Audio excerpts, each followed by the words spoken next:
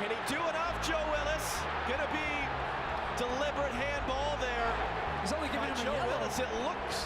Oh, another year on Instant Replay presented by Cheezit. It's me, Andrew Wiebe, and producer Rich. Did we get a co-host? It's week one, man. You were supposed to get this done. That was your only job, Charlie Davies. Yes!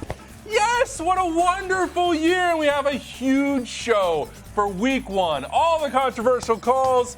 Get that out of here. Well done. I don't know if you're allowed to do that. Yes, Joe Willis? We should. Yeah, we should.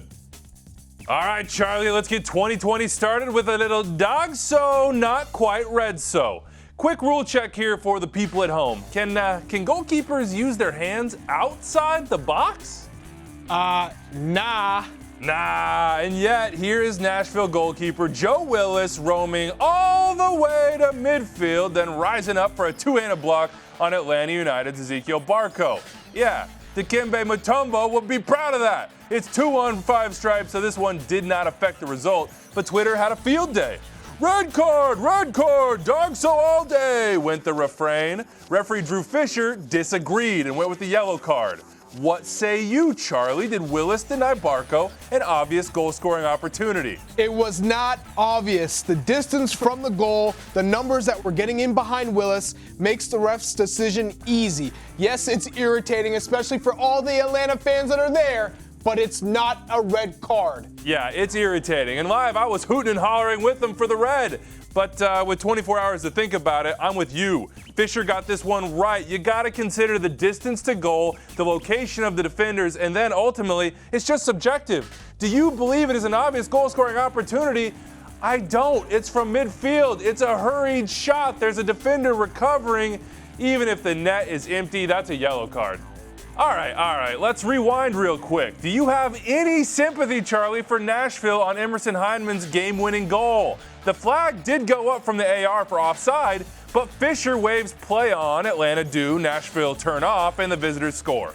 I've been there before. It's painful, but nope. That's not offside. You're professionals. Play to the final whistle. In this new era with video review, all players should know that you play till you hear the whistle. And we're off to Portland for a 5th-minute PK shot for the Timbers. Felipe Mora's on the ball in the penalty area, and here comes Tyler Miller. We'll let the video speak for itself in this one. Referee Ismail Elfath waves play on the field, and there's no recommendation for review from VAR Edvin Jurasevich. Charlie, do you agree with their judgment? Hell no.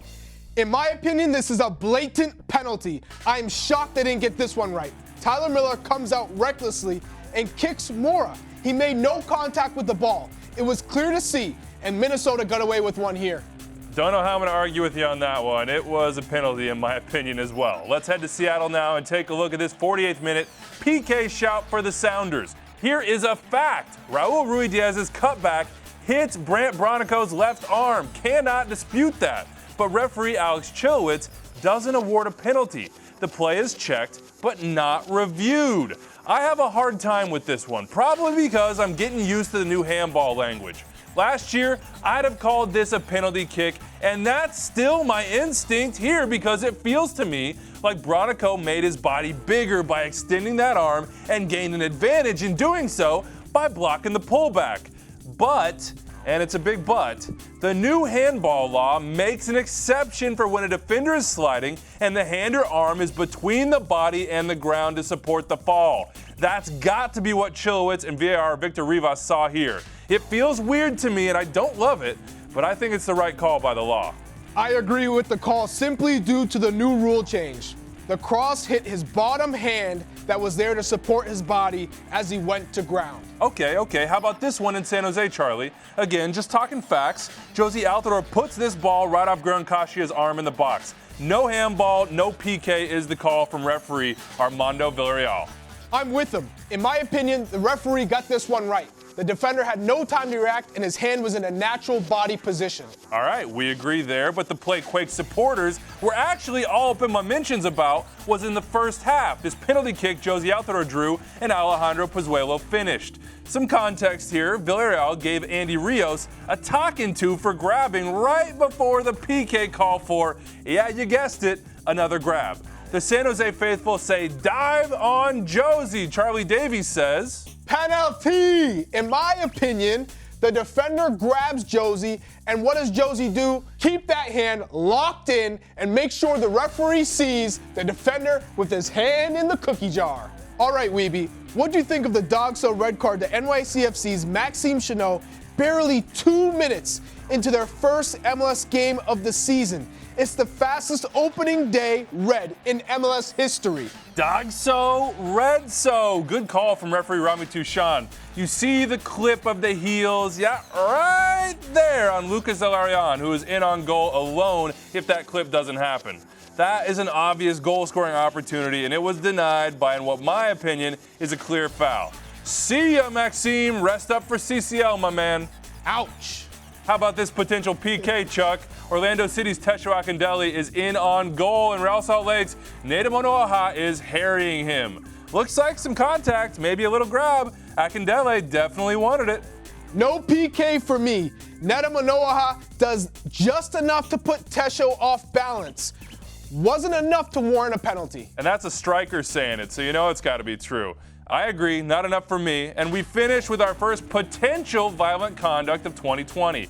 Sporting KC's Kyrie Shelton gets active with his elbow in the corner, and Christian Dahomey goes down. Ted Uncle gives Shelton a yellow. Could this be a red, Charlie? Nah, this is physical play from a big striker. It's a good call. Rough, physical, yellow card, and let's move on. Nah, we can't move on because Peter Vermees agrees with you, and so do I. That elbow doesn't get high enough, and I'm not a lip reader, but I don't think we can repeat what Peter is saying, Charlie. No, it sounds like he's saying off. Oh, Charlie, man, that felt good. That felt Real right. Real, I'm all about it. You're all about it? I'm all in. All right, if you have any controversial calls you want us to review, use the hashtag Instant Replay. And before we get out of here, you want to do the honors or should I? Yeah, I'll do it. Okay. See you next time. That's a red card.